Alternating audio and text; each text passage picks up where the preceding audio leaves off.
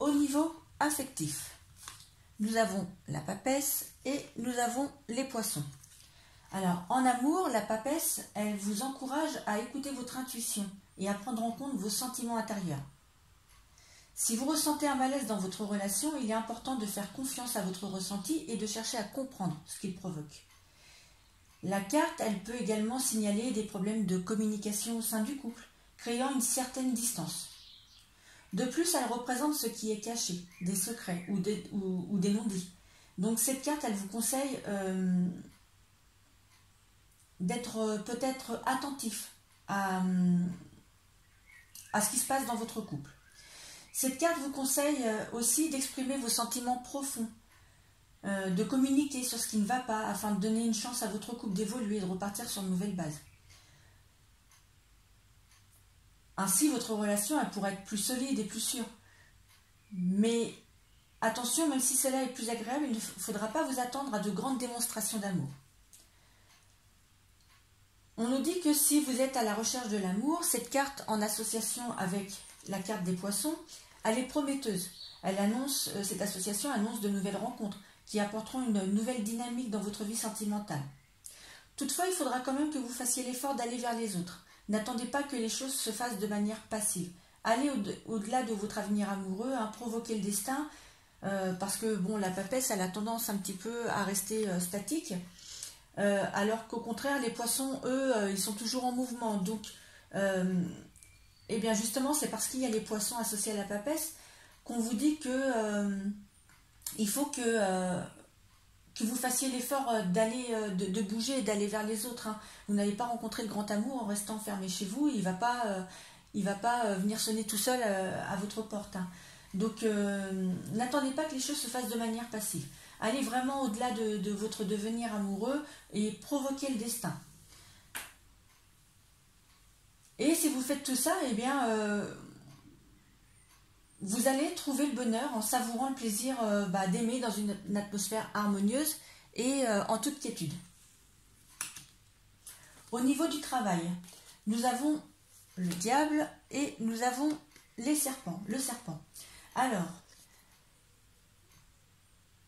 l'association du diable et du serpent indique que, j'essaie de déplacer les cartes pour que vous les voyez bien, cette association indique que vous pourriez peut-être être confronté à des conflits ou à une déception dans votre travail. Cela peut vouloir dire que les choses peuvent prendre une mauvaise tournure et que vous pourriez perdre l'intérêt pour votre mission, ressentir éventuellement un manque de sens dans votre mission et dans le travail que vous effectuez.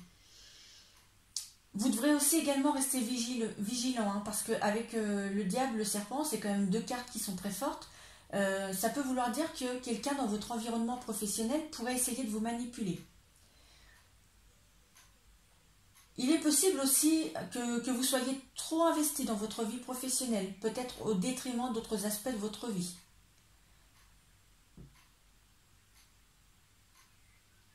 Votre ambition, votre désir de réussite peuvent vous conduire à des sacrifices en termes de temps, en termes d'énergie. Et vous pourriez être proche du burn-out. Donc, voilà. Essayez quand même de savoir faire la part des choses entre votre vie personnelle et votre vie professionnelle. Ensuite, que puis-je vous dire d'autre? Oui, pour ceux qui cherchent un emploi, la période, c'est pareil, c'est une période qui ne semble pas très favorable, car les propositions qui pourront se présenter cet été pourraient peut-être manquer d'honnêteté. Donc faites attention aux propositions que vous acceptez. Peut-être que tout ne sera pas clair. Lisez bien entre les lignes avant de signer votre contrat. Soyez bien sûr que ce qu'on vous a dit à l'entretien soit pareil à ce qu'on a l'intention réellement de vous faire faire. Donc avant de signer votre contrat, lisez-le bien, parce que souvent on a tendance à... Bon, c'est normal, on est content, on va signer un contrat. On a tendance à pas forcément le lire, on fait confiance à l'employeur et on signe comme ça sans regarder. Mais là, je vous conseille plutôt quand même de lire votre contrat en entier, voir si tout est correct et si tout correspond à ce qu'on vous a laissé entendre lors de l'entretien et de l'échange verbal. Donc l'association du diable du serpent, en résumé, c'est une association qui met en garde contre les conflits, les déceptions, les manipulations dans votre vie professionnelle. Donc il est important de prendre du recul et de trouver un équilibre entre votre travail et d'autres aspects de votre vie. Et si vous êtes à la recherche d'un emploi, soyez prudent dans vos choix et ne vous laissez pas entraîner par des opportunités qui seraient peut-être douteuses. Au niveau de la situation financière, vous avez le soleil, vous avez le mont. Alors, le domaine financier est sous la protection du soleil, ce qui signifie que la situation sera fluide et confortable. Donc cet été, vous pouvez vous attendre à des rentrées d'argent régulières et à une maîtrise des dépenses. Il est même possible qu'un coup de chance, tel qu'une somme inattendue, un legs ou une augmentation de salaire, ou pourquoi pas un gain en jeu, vienne embellir votre compte en banque. Mais je pense quand même qu'avec le mont, ces résultats positifs pourront surtout être le fruit des efforts que vous avez fournis tous ces derniers mois. Avec l'association du mont aussi, cela peut indiquer que certains d'entre vous pourraient rencontrer quand même quelques difficultés financières et dans ce cas, des sacrifices et des efforts seront peut-être nécessaires pour surmonter quelques épreuves et retrouver la tranquillité d'esprit. On vous dit qu'il est important de ne pas vous laisser se décourager et de continuer à avancer malgré les obstacles qui peut-être se présenteront à vous cet été. Le conseil du soleil, c'est de persévérer et de ne pas s'arrêter en si bon chemin. Même si des difficultés surviennent, on vous dit que vous avez la capacité de redresser la situation. Donc restez confiant et faites preuve de détermination pour surmonter les épreuves éventuelles et poursuivre votre chemin vers une situation financière plus stable et plus harmonieuse. Au niveau de la santé, vous avez le monde et vous avez la carte du cavalier.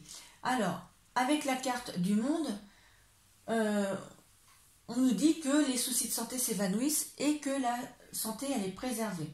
C'est une lame qui est très positive dans le domaine de la santé. Cependant, il est quand même important de noter qu'il existe quelques risques de contagion, notamment liés aux microbes étrangers. La carte du monde peut aussi nous évoquer la gestation, donc la grossesse.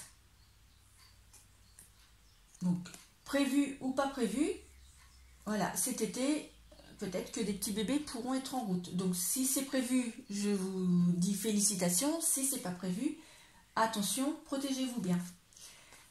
Et nous avons la carte du cavalier. Donc, la carte du cavalier, elle, est associée à des problèmes de circulation, de sexualité ou de migraine. Donc ce sont des domaines qui nécessitent une attention particulière. Cependant, dans l'ensemble, la carte du cavalier, comme la carte du monde, c'est une carte qui reste positive pour la santé et qui apporte une résolution et une amélioration si jamais vous connaissez quelques petits problèmes. Donc en résumé, avec la carte du monde, la santé est préservée et tous les soucis s'évanouissent. Et malgré quelques risques de contagion et des problèmes spécifiques liés à la circulation, à la sexualité ou aux migraines, avec le cavalier associé, la tendance générale reste positive, offrant une bonne résolution et des améliorations dans le domaine de la santé. Voilà, amis Balance, j'espère que cet horoscope pour votre été 2023 vous a plu.